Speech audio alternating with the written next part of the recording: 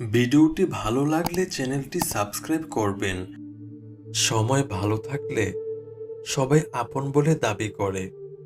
প্রতিষ্ঠিত হতে পারলে সবাই পরিচিত বলে পরিচয় দেয়।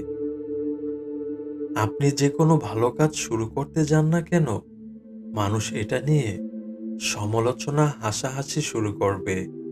কিন্তু আপনি যখন সফলতা লাভ করবেন, তখন ঠিকই আপনার প্রশংসা করবে, কিন্তু মনে মনে হিংসা সব সময় করতে থাকবে।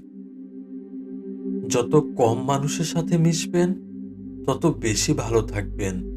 যত কম বন্ধু হবে, তত বেশি আপনি সুখী হবেন।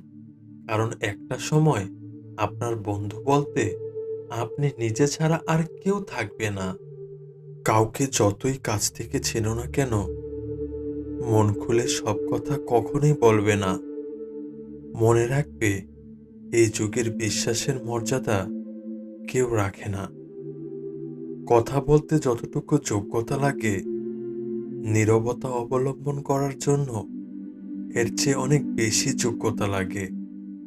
প্রেম করলে ঝগড়া হবেই। ঝগড়ার পর যদি আবার দুজনের মিল হয়, সেটাই হচ্ছে প্রকৃত ভালোবাসা। সবাইকে নিজের মতো ভাবতে যাবেন না, তাহলে বারবার ধোঁকায় পড়বেন। বর্তমানে যে প্রেম ভালোবাসা থেকে দূরে আছে, সেই সব থেকে সুখী।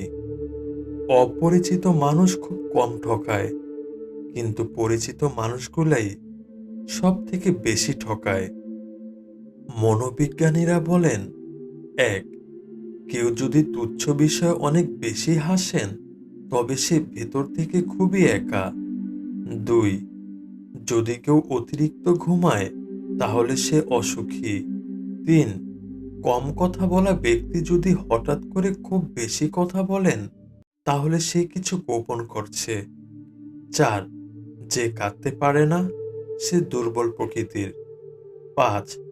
যদি কেউ অস্বাভাবিকভাবে খাবার খায়, তাহলে সে কোনো মানসিক চাপে আছে।